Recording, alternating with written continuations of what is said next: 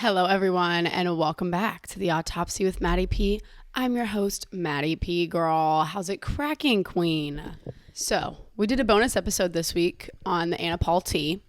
Honestly, rewatching it was kind of cringe, but that's okay. You know, I'm new to this, and I want to show you guys the courage it takes to be cringe on the internet and not give a shit, and be cringe in what you're doing while you're trying to get good at it. What has happened since I last saw you? What did we talk about before? Oh, we did a 5 p.m. episode. Talked a little bit more about 5 p.m., some more alcoholic-ish queen. And since you last saw me, I became an auntie. I sure did. Abby had her baby, beautiful, healthy baby girl. Yes.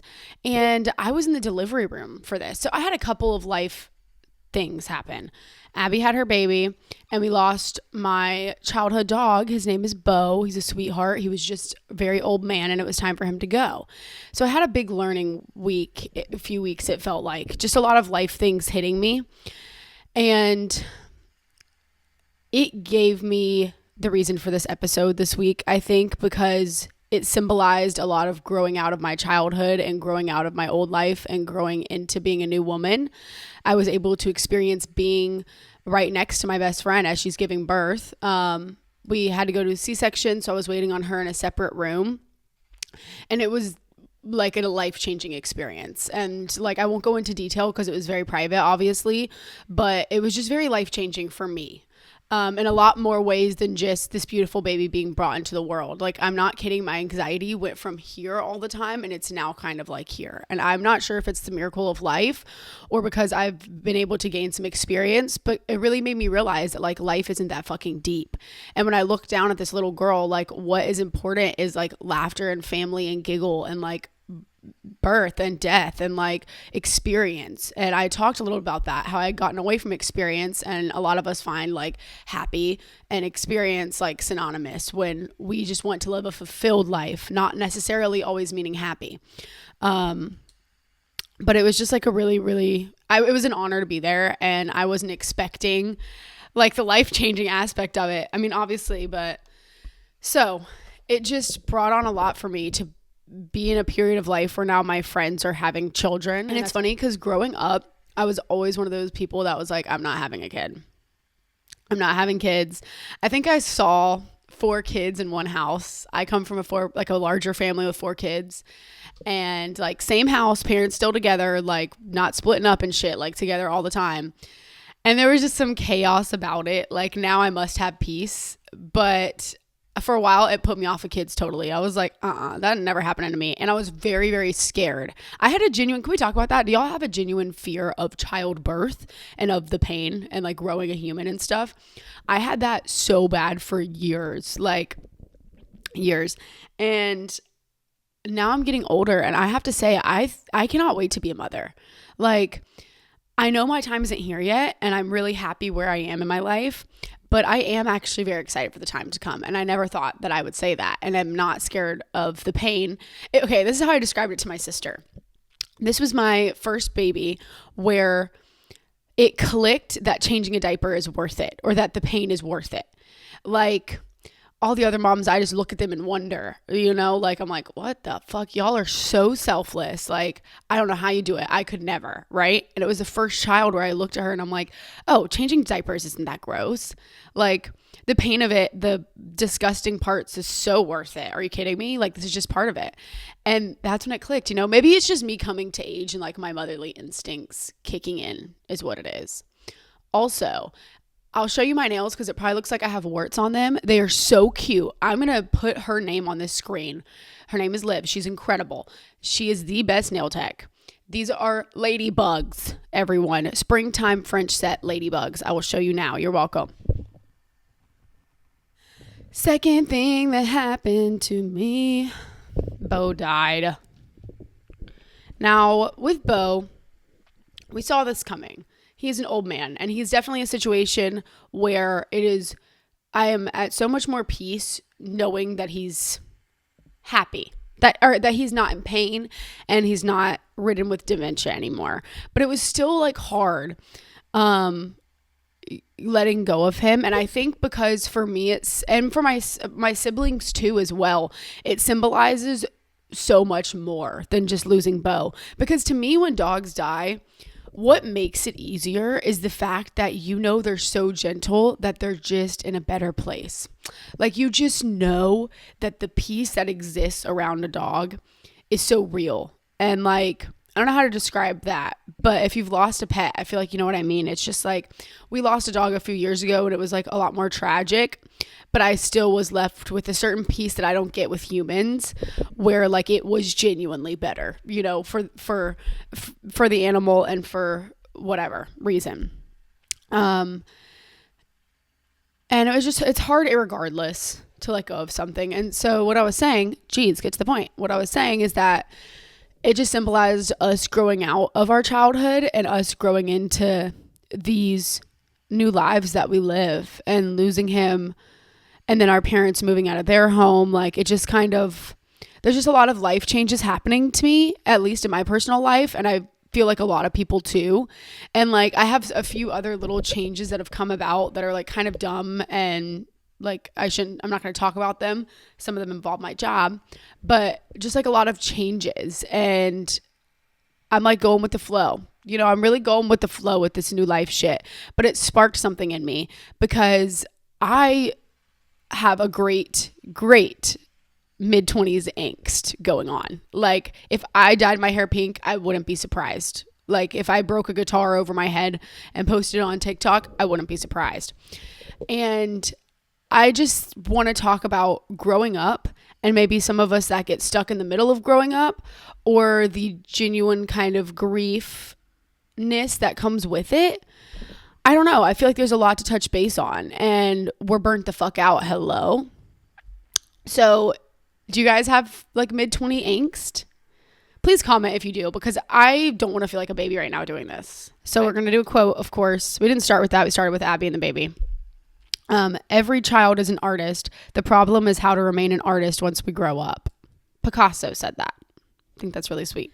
So I guess I'll start like with where I stand. I feel like a lot of my episodes are kind of like depressing or intense. For me, this past year, obviously, I got sober and changed all the aspects of my life that I possibly could, and I'm still changing and still developing every day. And this is my adult year. This is my adult era. I just turned 25, was sober turning 25, and preceding my birthday and into this rest of this year has been nothing but change and growth. And I'm uncomfortable. I'll be honest. Like, I am one of those people that it is really hard for me to get into adulthood, and I'm very uncomfortable not being a child anymore. And it might be childish for me to admit that, but it's the truth. I'm literally scared. And I wanted to get like a rein on this week because of these changes that were happening. I'm like, and looking down at my friend's baby and just being like, bruh, no, like, I'm an adult and this is change, and like, I need to like figure out why this is so hard for me and like what is so upsetting. And I've been doing like a lot of journaling and kind of working through it. So I'm gonna kind of like expose some of like the little things I've done during this period and where I struggle. And if you don't relate, God bless you. And I wish I could grow up sooner, but it's just a little bit harder for me. Like, part of me wonders if I'm not blessed to be able to have been kept in childhood for so long, but I don't think it has to do with our environment. I really think, of course that can have a play, but I really think it's person to person, because like my parents and the environment I was raised in was like very independent, and like taught, I'm saying a lot of likes, and teaching us who we are and to be responsible and to work hard. So I really don't think it necessarily is environmental based that it's so difficult to grow up. I think some of us, it's just harder than others. And to be honest, it feels like I was, and still in some ways I'm grieving, losing my childhood and growing into this adulthood, and just like the pain of it, I don't know. Like, of course it's very exciting. I'm so excited for this year. I genuinely am so excited because this will be like my first big year being an adult and actually looking back and getting things accomplished, whether it was financial or podcast or just life, emotional, friendships, relationships, I just know I'm going to look back and be like, wow, I worked so hard for that. And this little tiny little life bubble that I live on in South Carolina, I worked so hard to make that a peaceful place for myself. And I worked so hard to understand the world, you know? So in a lot of ways, I'm excited. More so than I would say deterred at this point. But that came with some journaling, girl. That didn't just pop out. Okay. I was upset. I be grieving for real. Like, it opened my eyes to, like, I don't think I'm wrong for that, because I think everyone grieves childhood to some extent. Like, I think for some people, maybe even their whole life, but it's a gift because those are the people that hold on to that, who don't want to let go of that wonder. And I fear, like, it's like, well, I miss her till I'm dead. Oh my God, why do I always get emotional? Why am I like this? You know, it's the hormones from me being pregnant, having a baby. I keep saying that. I'm actually not sexually active, which is embarrassing to also say. But I keep being like, I'm pregnant. I'm coming out as pregnant, you guys. My hormones, you know? Crazy mood swings over here. Leave me be. And I don't know why it's like that, because she is me. She's always in us. So I don't understand where we think she goes or where we want to run off to. But you feel like you're a completely different person, and that girl is gone and there is no getting her back. But she's just us in this state now. Like, she's still looking up to you. And I feel like treating yourself like that is important. What helped me and what sparked this conversation was the life changes, but like keeping life magic in that way. And almost keeping my perspective magic, because we can't all make our lives magic every day. That's an unreasonable ask, to like romanticize everything and go sit by the lake every day or disrupt every schedule that you have to maintain that.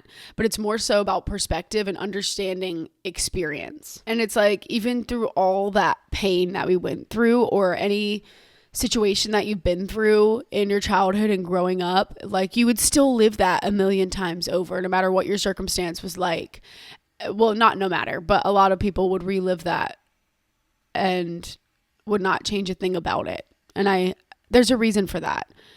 And it's because deep down we do know that our experience is exactly the reason we are who we are, to like the exact T. And if any of that was messed with a little bit, then we wouldn't be who we are. I was scared that being a grown-up was as bad as people said when I was younger. Like, when my parents, like, I rushed so hard to grow up, but then I, like, early 20s, or like 17 to like 20ish, I was scared. And I took people seriously when adults were like, you should be more scared. Like, being an adult is not the fun you think it is. You don't just get to stay up and eat candy or whatever.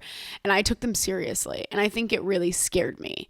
And I was scared of responsibility and of what that looked like, because I didn't think I was kind of capable really of any of that. I'm like, I'm a kid. This is what my parents do. I don't need to be in charge. And maybe it's because, like, and this is kind of emo to say, but like, those of us that maybe feel like we didn't choose to be here, you know, like, we could have opted out of that and you made us, you know, in a fun, lighthearted, not emo, depressy way. Okay. You get what I'm saying. I wonder if people that feel that way, when we exit the fun stage of life, the child stage of life, it's like we feel tortured. It's like feeling tortured. And the only way for me to keep her alive is to keep me alive. And it took me way too long to understand that, because it's like I was trying to kill my current body, my current state, thinking that it would get her back, thinking that I could almost like drink my way back into that, and like coke bump my way back into that. And in turn, I'm only killing her more. And the further I am is the further I am away from her. And the only way to get her back is to keep me alive in a healthy state that can even receive the parts of her that I want to keep and hold on to forever. The teen angst I'm referring to, I think underlying, we all deal with that childhood part and getting rid and growing into adulthood. I think obviously that's a struggle, but with the angst, I think most of it is the burnout. I feel like, I don't know if this is just our generation, or no, it definitely can't be, because the millennials be working, bruh. Like my brother's millennial, he be fucking working like hard, you know. But I feel like all of us are burnt the fuck out, like, and I kind of want to discuss it because there's a way to go about life, and I genuinely think it wasn't meant to be this way. I don't think we're meant to be in these cubicles and this whole game of life and the rat race and the fucked up part. I kind of want to show like we can live on both sides of the sword, and it's about the way that we do life and the accordance with social norms that we want to keep, and that the ones that we feel we can let go. And I don't know where everyone lies with their 9-to-5 shit or their job or their burnout, but I'm sure you're probably fucking facing one. Unfortunately, most of us do not land at the job of our dreams. Most of us do not end up where we want to be. We just took a degree, we took a job, we did whatever, and a ton of people maybe are happy in that, and I'm very happy for you. But the remaining burnouts, it's really hard, I think, because we're not that guy that's drinking whiskey on the porch accepting his fate. We haven't accepted it. You know, I think part of us is screaming and is like, we let go of her. We're bored. We fucking hate this. Like, I'm tired. I can't pay bills. I'm burnt the fuck out. And like, we're not at the sipping whiskey and shutting the fuck up part of life. And that comes with experience. And like, even that like analogy right there reminds me of like aging backwards. I wrote a paper on this in college, y'all. I want to go back and see some of my college essays or like assignments, y'all. I would be so into this shit. Like, I wasn't drinking a ton, but I was on a lot of drugs back then. I was in my drug era. So like Adderall house, Molly house, acid house, shrooms house. And I would get so into these like certain topics or whatever, and like be in the library for like 10 fucking hours. And by the end, I'm like, bro, I am so smart. Like, I aced this shit. And there was one, I'm actually going to reveal a couple. There was one where I did a public oh my God, this is kind of embarrassing, but I had a public speaking class. Girl, I thought I was doing this shit so well. I don't even remember what like the topic was, like, or the prompt. I chose DMT, dimethyltryptamine. Dimethyltryptamine. Yeah, girl. Y'all know about DMT, right? Of course you do. Of course you do. I did a speech on it. In my public speaking class. Girl, it's because I was obsessed. All I cared about was like the same things that I care about now, like afterlife and fucking oh my God. I can't believe I just admitted that. But I did a paper too for actually the same teacher, but a different class. Like, he taught a couple classes. It wasn't his speaking class. It was another one. And I wrote about like how we age backwards, which is facts. I don't know why I shared that, but I just thought it was silly. And like, what, girl, like, get a grip. But the process of like aging backwards is kind of intriguing to me. I feel like you guys already know about it, but like the concept of like, I'm talking about emotionally, but there's also physical, like the concept of like, you can't walk when you're little, you can't walk when you're old, you know, diabetes, losing hair, losing teeth. There is the whole physical, but to me, there's also an emotional side to this, right? Which of course was the main point in my paper. I failed both of those classes. No, I passed one of the classes. I failed the other one. The grades that he gave me were never good. Like, he definitely looked at me and was like, this bitch is on fucking crack sitting in my classroom. Like, you're literally tweaked, girl. He was the class too. Okay, story time. He was the class too.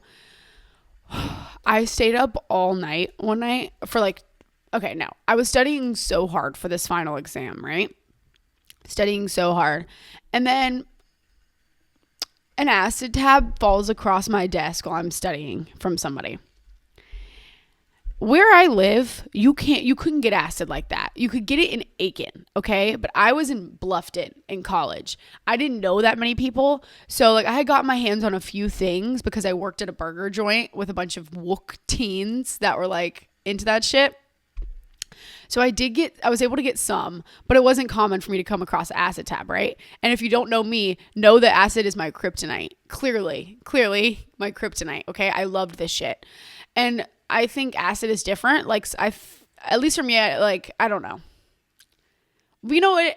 I'm going to tell you, we're doing a whole episode at some point on like psychedelics and shit because I have so much to talk about when it comes to them. But in this particular class, the acid comes across my desk. I take it. I stay up all night, the whole night, studying for this exam. But really, I'm like, who knows what I'm doing? Like writing, journaling, like listening to music, smoking dope, like doing whatever I do. And I go to the fucking class to take this final. And it was like horrible. I remember sitting at my desk and like can't see straight, like, and there's a look and a feeling that you have if you've been up all night off acid and you know it. It's like you're like sweaty and clammy and like your eyes look crazy, and even if you wash your face and stuff, like you're just gross and dirty and like it doesn't wear off till the high wears off. And I was in that state, looking horrific. At this time, I was going to class looking fly as shit sometimes. So, like, just looking crazy. And I take this exam. I got, like, a 40 on it. I'm not kidding. I had studied for this, too. Like, if I didn't go in that inebriated state, like, I couldn't read the paper. I was tweaked because I thought everybody knew I was tripping, which I'm sure they knew something was wrong with me. I'll never forget like why I would take an acid tab and stay up all night before my final exam in college. You know, those were the days though. Anyways, aging backwards emotionally. As kids, we like let go. We don't have this like strain, these like guilt, this weird pain, all of these weird human things that we have that we discuss week and week again. We don't have all that yet. Then we're like an adult. And we do our life shit, have our lifespan, and then we get old, and the same thing happens. Just like that guy drinking whiskey on the porch. He don't give a fuck no more because it ain't that deep. And he's got to find good. He's got to find relief. He's got to find whatever, where he can find it. I didn't mean relief in the bad way, but like peace. Like find the parts of his day that are worth it, you know? And life is what it is. And things kind of return back to that childlike state of like mental state. Why did I say all that? I don't know. I think it's just proof that we regain peace through experience, obviously. And I just think we underestimate peace at our age. Underestimate experience at our age. And like the intensity of life being our teacher. And not being scared of it, because the more experience we have, the easier it is to sit at a desk for 8 hours and get stuff done because you don't feel like you're missing out because your brain is in one piece and you know you're supposed to be doing what you're doing at this moment, and that doesn't relate to your happiness as a whole in life and your feeling and emotion towards life as a whole. That's proof that we haven't gotten to the good part yet. And I think that's what clicked maybe with Abby's child while I was holding her, is like that sounded so country coming out of my mouth. And that gives me hope on those days where I'm like, I'm burnt the fuck out and I want to be a kid and I'm in a cage. I think I was always terrified of aging, like physically. Not young. Like, will you still love me when I'm no longer young and beautiful?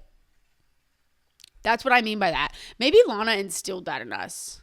Because I was like, girl, what do you mean? I didn't even think of that circumstance. Like, my grief with leaving childhood was so severe at one point. I have a picture of my mom and I of her holding me as a baby, just bawling my eyes out because she looks the same. That's her, and she's holding her baby, i.e. me, 25 years ago. I still like get over emotional about it. And I feel like just because 9 to 5s are normal and hating work is normal, like why does it have to be that way? I think just like every day trying to have more fun and pushing for happiness in those little moments that might even exist within the doors of your very workplace or within your house. But we're tired, right? But we're tired, girl. Maddie, how am I supposed to push for that when I'm exhausted and I hate my place of work and I'm so burnt the fuck out? There's something called aversions to life. It's a mental disorder people gain where they are just like not with life. They have an aversion to life. I think this can be gained through the whole issue of work. And not getting to be you, not getting to be the human being you want to be. That's what scares me. And that's why I take that 9 to 5 being painful so seriously, because I don't want to develop an aversion to life. And I fear with myself, when I look back, something clicked when I heard life aversion, because so many of my like really, really bad depressive states were when I was really busy or did nothing. Those were like my 2 most depressing states, like college. And I gained a huge aversion to life. Like, I was just not fucking interested in any of it. It burnt me out so bad. I'm like, can we just sleep for forever? Like, can I just watch this damn TV show until I rot into this bed? Because I just don't care about any of it. And that scares me. And I wonder, it clicked with me. You know, because even when I was doing nothing, I gained an aversion to life because I wasn't stimulated, and like going out and doing things wasn't exciting to me anymore. All of my favorite stuff wasn't exciting. I gained a complete aversion. I did not care.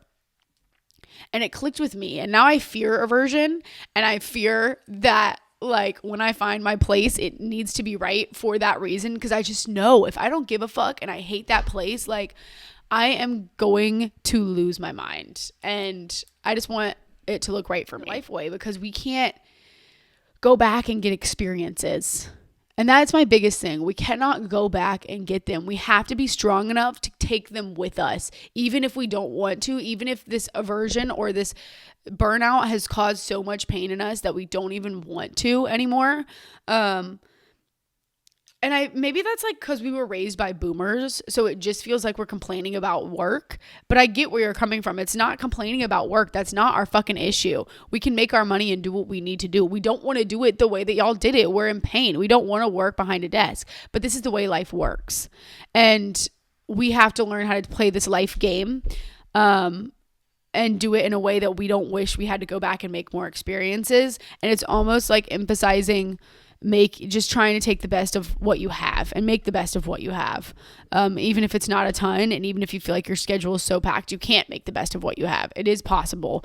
And that sounds bitchy and like preachy kind of coming from me, but I'm saying that because I had to work hard for that, because I was mentally in such a bad place that I thought that was nearly impossible. But over time, it was just small realigning my perspective with what my goals in life want to be. I'm not talking on who I want to be when I grow up, my career. When I pass, I've seen what I needed to see, and I've had all my great experiences that I've wished to experience. That's what I mean by that. Because we don't get what we want. And I'm not going to sit here and make a podcast about you should break free. You should do what the fuck you want. That's not what life is about, bitch. Life is about being a hustler and being a hard ass and choosing what you want, but still working for it. And having an understanding that life is about fucking work and life isn't fair. And this whole rat race and game we play, it's part of it. We don't get to get out of the rat race unless you want to be fucked, which is fine. You do you, you know?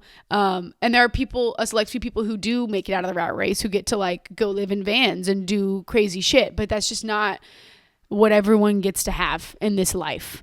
So I think it's more so kind of like how alcoholism, it's us adjusting to the world, not the world adjusting to us. And I kind of find it the same in my mentality, at least in this circumstance and growing through it, because it's about how I fit into the world. The world is already this place. How can I do that to the best of my ability while still holding on to her and not letting go of my childhood and pushing forward in a way that isn't going to kill me, where adulthood just absolutely rips the shine from my eyes, you know? And I feel like that's the main goal. And it's like, how do I stay her though? How do I maintain that? I was a kid. I've seen more. I've experienced more. To love her. That's how you keep her. Loving her. That's how you keep her alive. Not hating her, not talking shit about her, but truly deep down loving her. That's how she stays. And that's how childhood stays. And not by questioning her and her dreams and that voice in your head. She is optimism. And when you crush that optimism, she's gone. She's dead. You're not getting that shit back. That childlike wonder. You can't kill optimism. You can't kill hope. And you can't kill that voice in your head that is telling you that you want more and that you want to shoot for the stars and you're not fucking doing it. Once you kill that, your chances are slim of escaping that burnout, and I feel like of escaping that 9 to 5 bullshit if you don't want to be there doing that. Gone. And this is my biggest feat, was getting her back. And I've talked about it a million times, probably will again. One of the greatest decisions I made was literally fighting to get her back, and that being the game plan.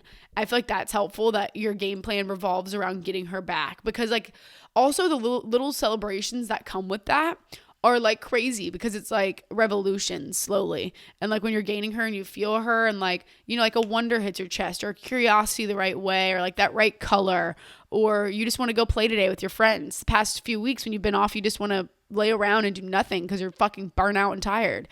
And I don't know, like slowly, very, very slowly. But if that's your goal, to get her back, to get wonder back, to get life and happiness back, it can be achieved very slowly, irregardless your 9 to 5 and irregardless your schedule. It's more so, all of this is based in journal. It's based in perspective change. It's based in work and in courage to step out of line and to step against your brain in this false happy state. To me, it's almost like being in an incubator where you're just getting done what you're supposed to get done. But that's kind of the cutoff.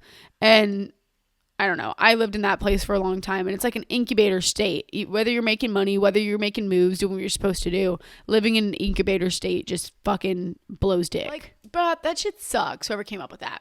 But at the same time, some of it I am grateful for, because it gives me the opportunity as a woman, gives me the opportunity as a woman to work for what I want in this life.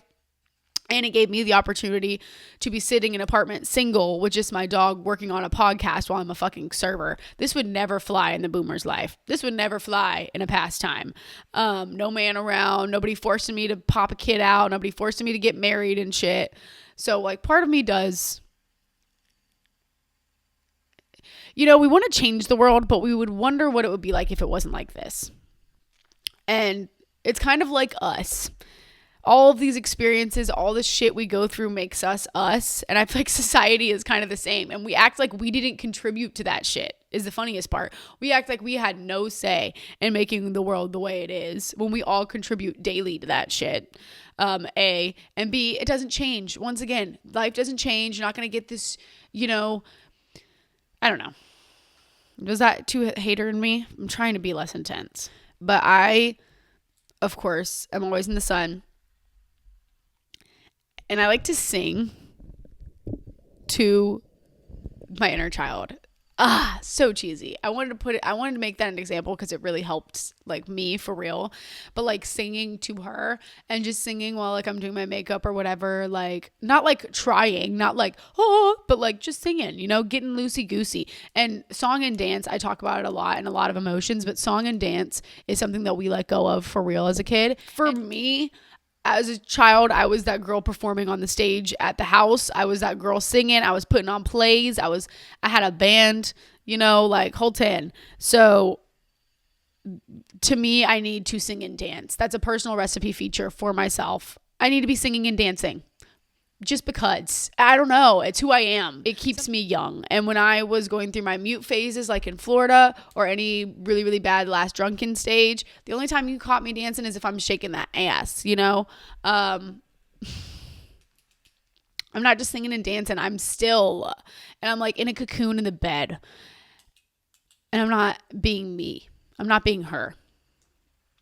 And then also, this is weird, but reading your favorite book in the woods, I know. It's like, bitch, but this is romanticizing. This is why I don't go basis on a bunch of like tips or advice, because it's just about romanticizing. 90% of life is romanticizing it as women, because we don't get what we want, you know? We don't.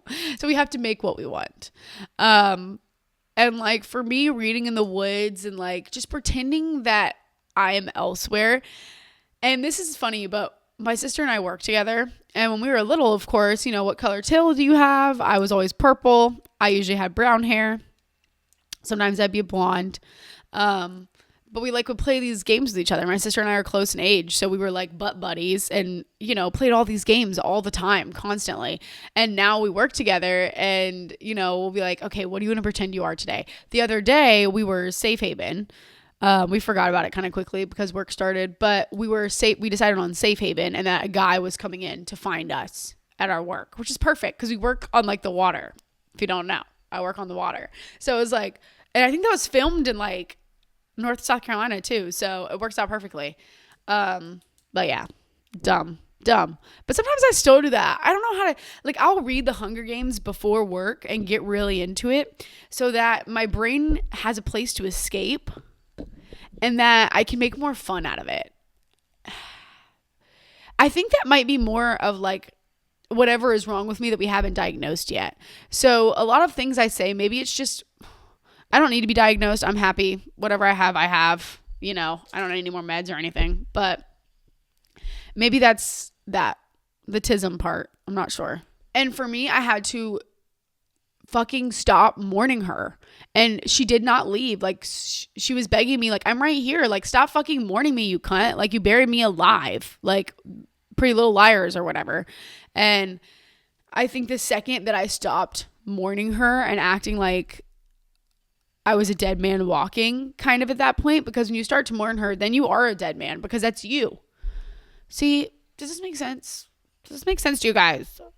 See, and it takes so much for me to treat myself gently.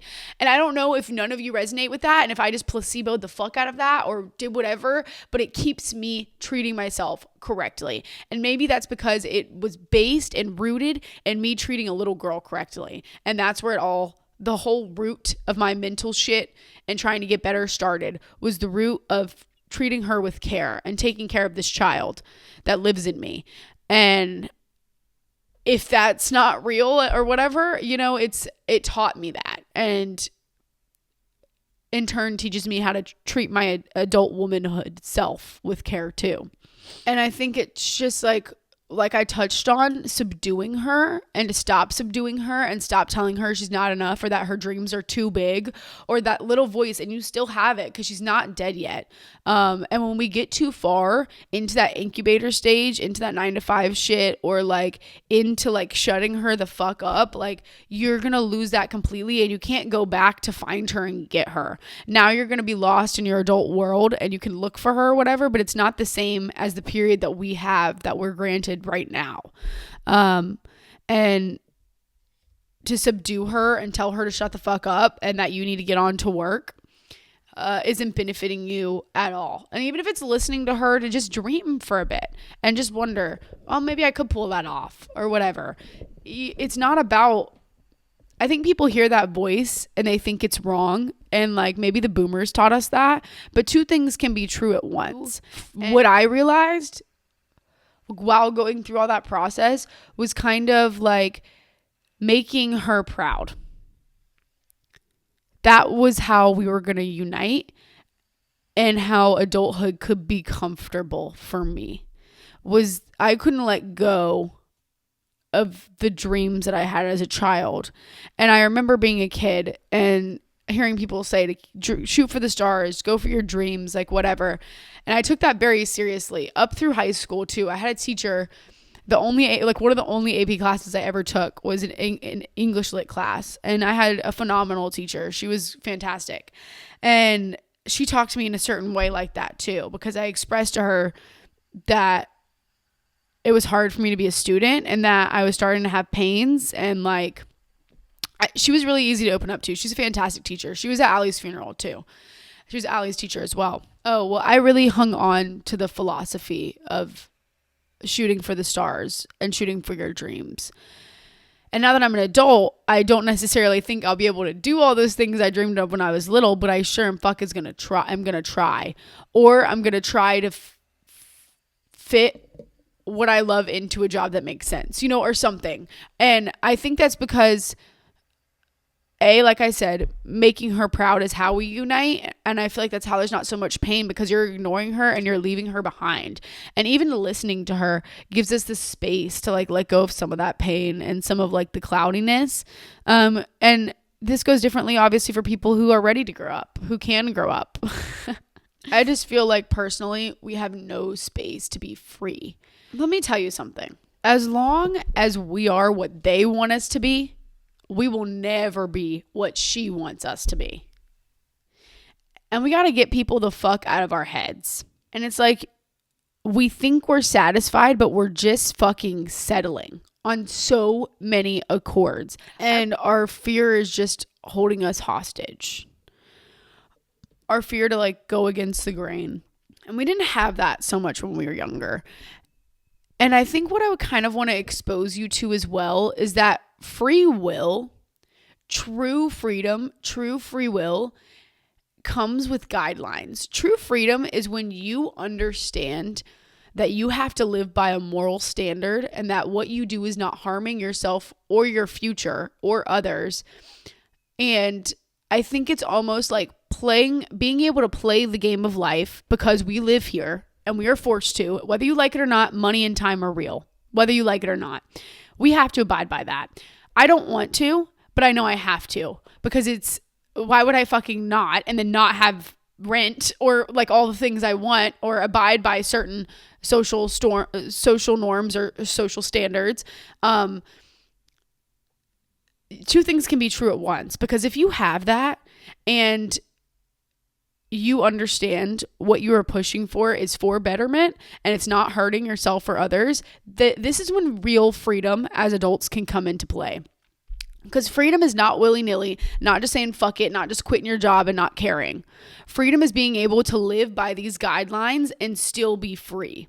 Because you know that it cannot hurt you or it cannot fuck you at the end of the day.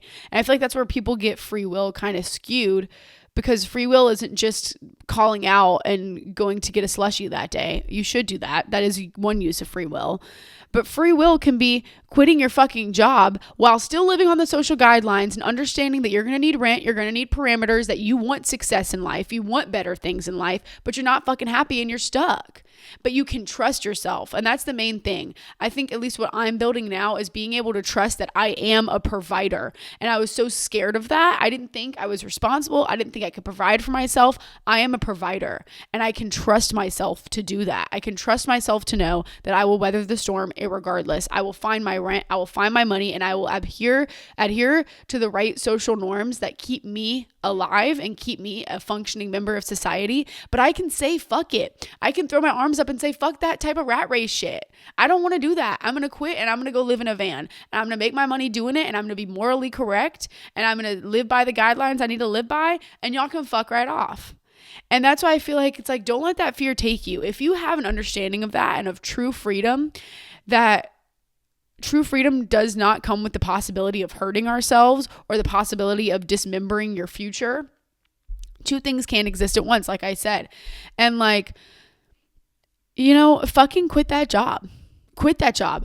Leave that man, bitch. Like move to the city you want to move to. You can do all of that. That is all free will in a productive way. You don't have to please people. You only need to please yourself and trust that you are a provider and that you don't need no man. You don't need no mommy and daddy. You don't need nothing, because you're a hard worker and you're going to get what you want out of this life.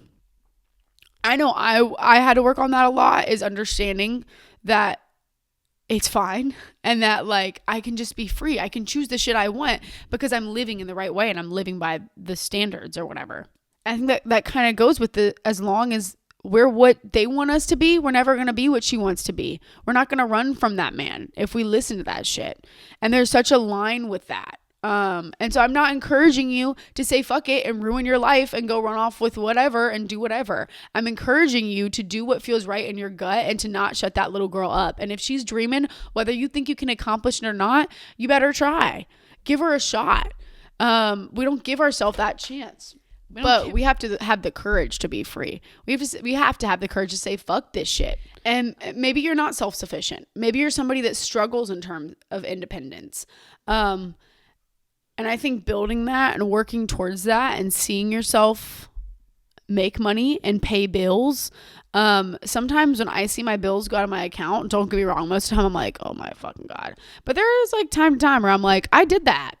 Like I'll pay rent and I'll feel good. Like probably like once every 4 months. Cause I'm like, I paid that shit, bitch. Like I made that money. I paid all these bills for my house and for my dog and whatever, my credit cards and shit, my car. I paid for all that. That makes me feel good as shit. And that makes me want to keep hustling. And I think that's why like with the burnout stage and like the angst part, it's like we are stuck and we're afraid and we don't listen to her and we don't think we can run. But you can do that. You can run. And it's just like we choose to roll over at some point. All of us in adulthood choose to roll over to life because the shit gets us down and we don't have the courage to be who we want to be. We don't have the strength. We're fucking tired. Our jobs have overexhausted us and we just roll over and we just say, okay, life, this is the way it fucking is. And I'm kind of talking more like the stage of getting into life. Because again, if you are that way and you feel that happening, but you don't know where you belong, and maybe a 9-to-5 is right for you, you're not sure. Think of it like the best parts of life haven't come yet. You haven't had your kids. You hadn't had the reason to fight for going to work. You know, it sucks now, but you don't have the reason for why you work. The same, I guess. And so I think just like work. Dead ass. Like work as much as you can and save that money. And build being a hard worker under your belt. I think if you're going to be a free I think what it is if you're going to be a free person and you're going to choose freedom and you're going to go against the grain, you need to be able to be a hard worker and understand that you're not going to get what you want and that it's going to be a harder working route to get there. And I feel like that's what I've kind of begin to understand too with this is like, I don't know where I'll end up. Like I say, yada, yada, you've heard it a million times. But I work really hard because I have an understanding that what I do is a little bit abnormal and it goes against the grain. I choose to serve and have a podcast. I will be going to school, whatever. But I understand that I have to work really, really hard because I'm not doing societal norms. And I have to work to get to a place that I fit into life maybe a little bit, but where I'm receiving abundance and where I get to really experience what I want to experience and I don't have to let something hold me back from that. While still finding my place as a productive member in society and not letting go of the fact that I still am very much so on earth. This is real. Time and money are real. My future is real. My house that I'll have a mortgage on one day is real. The car that I'll drive, my kids' schooling, all of that is very real at the same time that I have to work hard for that guidance and for that peace because we have to work harder to actually get to where we actually belong. And sometimes that's stages. Sometimes that burnout is just shit because maybe the promotion or the job you really want is a few steps away and you're still like a mile back. I don't know. I feel like I shouldn't speak too much on necessarily 9-to-5s because I wouldn't know. I think part of that too, and being able to be free in that aspect is having a real understanding that everything works out and like knowing that we prevail. Like you have proof that you've prevailed in the past. It's not going to hold you back from rising from the ashes in the future and being strong and providing. Like when push comes to shove last time and it worked out, it can happen again. And now like when we get that way, you can move. You realize it's not that big of a deal that I'm quitting my job and moving away. I'm choosing what I want to do and I'll build on the other side. Like it's realigning. And I don't know. I feel bad for people with 9-to-5s because they take away so much experience and so much life. And is it not so fucked up that our entire life is work? I'll never understand it. I think it's like double-edged sword. I think I would feel that way if I was working for somebody else or doing a job I didn't like. I would develop a life aversion, like we talked about, which you don't want, which keeps you muting her and keeps you silent and keeps you going to work every day. But I also love working hard. And I feel like if I find what I love or you find what you love and are able to really do that, like I know I would work to no end on that. And it's just about the type of work, I think is what it is. I feel like in some way maybe we're all silenced and like you're okay to be unsure. It's okay you're not sure. It's okay you don't like your life. It's okay you went to school for all this time and you hate what you do or you're tired or maybe you even appreciate it and you love it but you might not be good at it or it wasn't what you pictured it to be or this man wasn't what you pictured him to be or this apartment wasn't what you pictured it to be. You're allowed to say that and it's allowed to suck and you're allowed to not be overwhelmingly grateful for the opportunity. It's okay that you want to run and it's okay you want to hide and it's okay you want to get the fuck out of there. And I just don't think we talk about it maybe is what it is. We talk about how much we hate work, how much it sucks, but we don't talk about how genuinely afraid we are at our gut every day, like genuinely just terrified at this age. You know, I'm not talking about like in life, but at this age. And I feel like that's the way I keep her alive. It's just, it helps me to remember she's all I dreamed of. And for me to sit here still in front of a camera, still doing some shit, is like so Maddie coded. It makes so much sense, honestly. And like, I was so scared of doing this podcast for so long. I had to break free from that fear, hardcore. And that's how I keep her alive, sitting in front of this camera and telling you guys what hurts me, because I always wanted to help people and I like being in front of a camera. And I'm just that girl like that, you know? And that's how I keep her alive, is not giving a fuck what anybody thinks and not giving a fuck what society's telling me, and understanding that I'm strong and that I am a provider. But like the structure around my work, and then at work, the perspective of my dad always said, you don't have to go to work, you get to work is what you should say. And I realized, like, because where I am, I'm very blessed that my serving job provides for me the way it does, and that I have a good environment, and that some of my best friends are there. I'm blessed for like the serving job that I have. And when he said that to me one day, and I was just like, damn Skippy, bruh. Like, why am I not being grateful? You're right, bro. Like, you're so right. And that wasn't me trying to be a boomer or telling you to like enjoy your job or whatever it is. That might not be the case, but it's just like, you can be grateful for it and you can change your perspective. And like for me too, if you have an idea for something or a different path or something, maybe you want to start posting videos online or doing content or whatever it is, like for me, I will go to work with things in my phone that I need to do for the podcast, or I'll be planning in my head while I'm doing my work. That's also because my work is a little more robotic. My body just kind of does it. It's not like I'm sitting in front of a computer and have to like answer a question or like do the math. But I don't know, little things like that. And I like to take little treats. I always have a treat for myself when I'm feeling down. Girl, you're going to see me with one of those Archer beef sticks and a skinny dip from Costco because, you know. Anyways, we will get to adulthood, you guys. And I don't know, am I the only one that suffers with this? Anyways, okay. Well, romanticize the shit out of your life this week. Say fuck that man. Love you guys. Have a great week. See you soon. Bye.